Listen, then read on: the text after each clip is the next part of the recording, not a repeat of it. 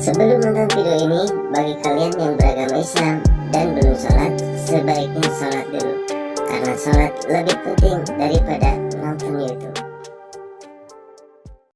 Bismillahirrahmanirrahim. Innal hamdalillah nahmaduhu wa nasta'inuhu wa nastaghfiruh wa nu'minu bihi wa natawakkalu 'alaihi wa na'udzu billahi min shururi anfusina wa min sayyiati a'malina. May yahdihillahu fala mudhillalah wa may yudlilhu fala hadiyalah. Wa nashhadu an la ilaha illallah wahdahu la syarikalah wa nashhadu anna Muhammadan abduhu wa rasuluh sallallahu alaihi wasallam tasliman katsiran katsira. Faqad qala ta'ala fi kitabil karim ba'da a'udzu billahi minasyaitonir rajim. Bismillahirrahmanirrahim. Walladzina jahadu fina lanahdiyanahum subulana wa innallaha lama'al muhsinin. Wa qala Rasulullah sallallahu alaihi wasallam laqadwatun aw rahatun fi sabilillah khairum minad dunya wa ma fiha. Shadaqallahu adzim wa shadaqa rasul karim. Amma ba'du. Ibu-ibu dan bapak-bapak sekalian yang sama-sama mengharap keridhaan Allah Subhanahu wa taala. Allah Subhanahu wa taala menghantar kita sebagai umat Rasulullah sallallahu alaihi wasallam, umat yang terpilih, umat yang mana Allah Subhanahu wa taala haramkan surga dimasuki oleh umat yang lain, kaum yang lain, sebelum umat Rasulullah SAW masuk seluruhnya ke dalam surga. Umat yang terakhir yang Allah tutupi aibnya dari umat-umat terdahulu. Kita tahu aib kaum Ad, kaum Samud, ya, kaum Madian, tapi mereka nggak tahu aib kita. Ya, mananya umat ini punya kelebihan, umat istimewa. Kelebihan umat ini bukan dari sisi ibadah, ya, sebab kalau melihat kualitas ibadah, panjangnya ibadah, lebih panjang ibadahnya orang terdahulu, so umurnya pun ratusan tahun. Umur umat Nabi Nuh alaihissalam rata-rata 1000 tahun, sekian tahun. Tapi umat Rasulullah SAW hanya 60-70 tahun. Dipotong masa balik 15 tahun, 14 tahun. Ya, itu pun ibadah fardunya, sholat fardu hanya sehari semalam 5 kali. Kalau 5 kali sholat dikali 5 menit 25 kali. Apa 25 menit waktunya? Singkat ibadahnya setelah. Belum lagi waktu sholatnya, sholat duhur 5 menit, belum tentu itu dari takbiratul ihram sampai salam ingat Allah sama 5 menit itu. Kebayang dagangan, gerohun, hukum bahanon, wah segala kabayang. Jadi kalau lihat segi ibadah, kita ini dibandingkan kaum terdahulu nggak ada apa-apanya. Tapi Allah istimewakan umat ini. Umat Allah Subhanahu wa taala melalui lisan para nabi, melalui lisan umat Rasulullah SAW dijelaskan itu bagaimana kelebihan-kelebihan umat ini dalam Taurat, dalam Injil. Ya. Kelebihan-kelebihan itu Allah berikan hanya asbab adanya satu perkara di diri umat ini. Umat ini diamanati oleh Allah, diwarisi oleh Allah, diberikan tanggung jawab oleh Allah, sebagaimana Allah memberikan tanggung jawab kepada para nabi. Bahkan sebagaimana Allah karuniakan tanggung jawab kepada Sayyidul Anbiya Mursalin, yaitu baginda Rasulullah SAW. Yaitu kita ada sebagai umat ini, umat yang bertanggung jawab untuk mengemban kerja kenabian. Meskipun di zaman dahulu nggak pernah Allah mengangkat nabi dari kalangan wanita, tapi umat ini bertanggung jawab juga untuk mengemban kerja kenabian ini. Ya, ada kata umat ini mengemban tugas ini, Allah akan berikan kemuliaan. Allah akan berikan ketinggian derajat sebagaimana kemuliaan yang Allah berikan kepada sahabat dan sahabiah dahulu. Sampai Nabi SAW pernah memuji satu pribadi sahabat, satu golongan sahabat, seolah-olah keluar daripada lisan mereka nih perkataan sebagaimana perkataan para nabi. Imannya seperti iman para nabi, akhlaknya seperti akhlak para nabi, ya, ketaatannya seperti ketaatan para nabi. Ya, mereka bukan nabi, tapi setelah Allah Subhanahu wa taala tinggikan derajat mereka.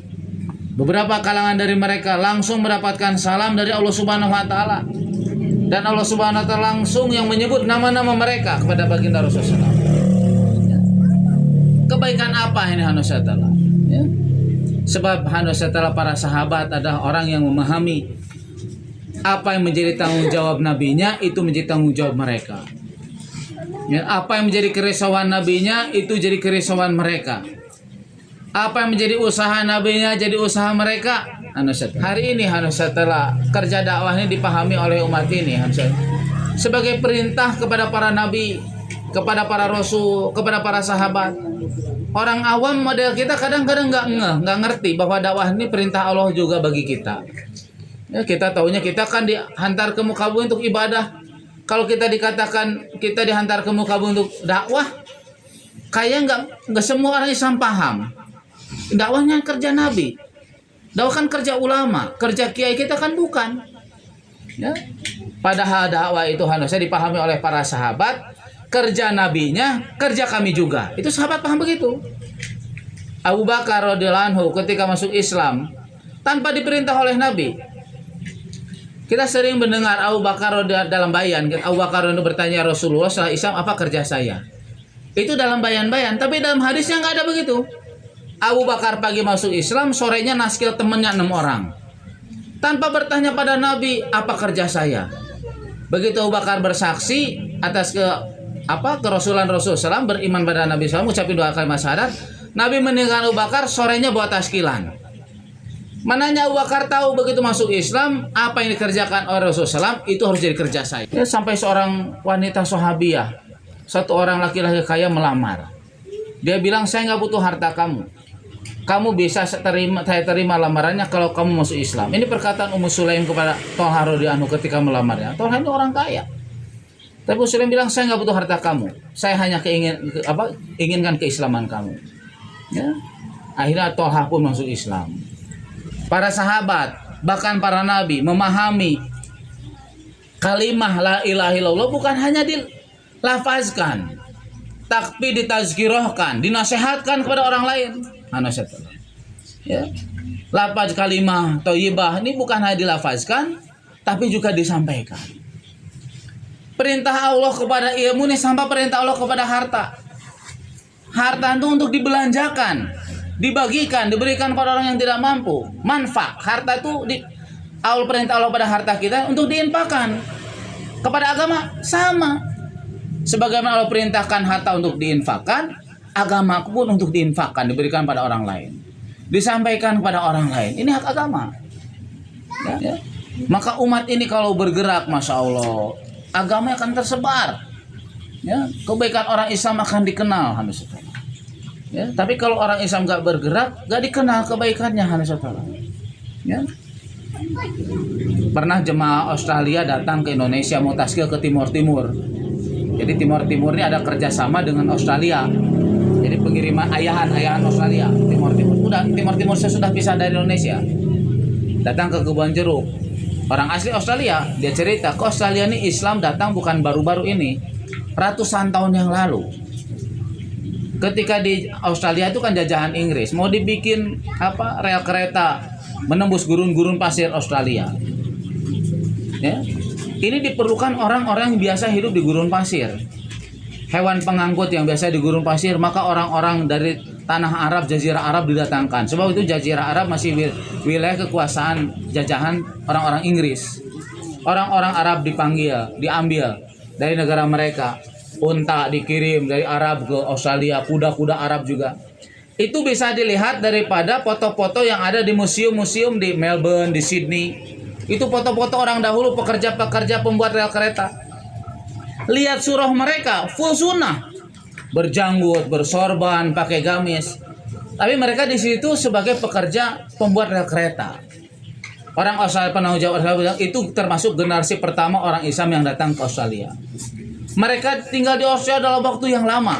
Sampai mereka meninggal berketurunan di Australia. Ya. Tapi sayang katanya, beberapa dari mereka, masjid yang sudah mereka bangun sudah tidak ada.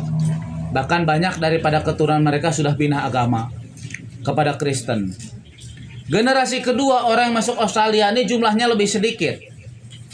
Ya, yang itu kan banyak tuh ratusan, sekian orang ngebangun rel kereta di mana begitu. Generasi berikutnya cuma sedikit, yang datang 4 orang, kadang banyak 6 orang. Ya, pasangan suami istri kadang hanya 4 pasang, 5 pasang. Dan keberadaan mereka di Australia lebih singkat waktunya. Paling lamanya 4 bulan. Ada yang 20 hari, 40 hari, yang paling lama tuh 4 bulan. Tapi yang kedatangan mereka yang baru-baru ini, yang generasi kedua nih, ini yang mampu merubah wajah Australia, dia bilang. Sampai di Australia berdiri pesantren-pesantren tahfiz Al-Quran. Banyak orang-orang asli Aborigin masuk Islam. Banyak orang-orang Eropa yang sudah tinggal di Australia sekian lama jadi orang Islam. Masjid-masjid yang banyak didirikan. Apa yang membedakannya, Hanus? Yang membedakannya maksud kedatangan ke Australianya. Yang pertama, bukan kita menganggap apa aib mereka, bukan. Yang awal itu datang ke Australia untuk bekerja, bangun rel kereta. Yang kedua, generasi kedua masuk Australia membawa usaha Rasulullah Sallallahu Alaihi Wasallam. Ya, jemaah rijal, jemaah masturat. Kan nggak ada yang berlama-lama di Australia, 2 bulan pulang, 4 bulan pulang. Tapi yang sebentar ini, yang jumlah sedikit, mampu merubah keadaan Australia. Inilah yang terjadi di zaman sahabat dahulu. Sampai tahun 2011 ada satu jemaah Australia, jemaah masturat. Itu ajib. Anak mereka hafiz Quran, 5-5-nya hafiz Quran. Ditanya ini anak mau pesantren di mana? Nggak ada yang dipesantrenkan, kata mereka. Ini anak dididik di rumah kami. Dididik Al-Quran, belajar Al-Quran di rumah kami sampai itu jadi hafiz. 5-5-nya nggak ada yang kences. Sugan dari opat yang dari 5 tuh 5 hafiz, hiji badung gitu. Hente. Semuanya 5-5-nya jadi hafiz Al-Quran. Sekolahnya sekolah umum. Istrinya seorang qari'ah dari Minangkabau, dari Padang, suaminya supir taksi orang sana. Tapi anaknya dididik di rumah jadi hafiz Al-Quran semua. Dulu kita kan dengar hal ini di rumah sahabat dulu. Tapi ternyata di rumah orang Australia yang pemerintahannya kafir, lingkungan kafir, ketika usaha Rasulullah dihidupkan, dibawa kembali, maka keadaan di zaman Nabi, di zaman sahabat terjadi juga di zaman ini, bahkan di negeri kafir. Apa pengorbanan dari kita itu mustahil datang. Ya, itu mustahil datang. Maka melalui kerja dakwah ini kita belajar berkorban di jalan Allah Subhanahu wa taala. Rijal masturat, ya dituntut. Hari ini butuh, agama ini butuh tangisan anak-anak kita yang ditinggalkan di jalan Allah Subhanahu wa taala orang tuanya. Bumi tanggal 4 akan ada pengeluaran rombongan, ya rijal masturat, bahkan ya bukan cuma rijal, tapi ibu-ibu pun dikehendaki bisa berangkat di jalan Allah Subhanahu wa taala. Ya, makanya dari pertemuan ini kita ingin membentuk jemaah bapak-bapak juga jemaah masturat. Ya, apalagi dari bulan-bulan kemarin sudah ada gaung nih. Ya, Cicurug mau mengeluarkan satu jemaah masturat 40 hari, ya. Rijalnya 3 jemaah, ya. Maka ini dibantu doa, ya. Maka dari sini kita mau bentuk jemaah masturat, juga mau bentuk jemaah rijal yang mau berangkat di tanggal 4 Mei nya, ya, 4 Juni besok. Ya, boleh ibu-ibu buat taskil, ya, yang mau masturat 40 hari ini difiksan tanggal 7 Juni, ya, tanggal 7 Juni. Rute yang mau diusulkan insya Allah ke Lampung.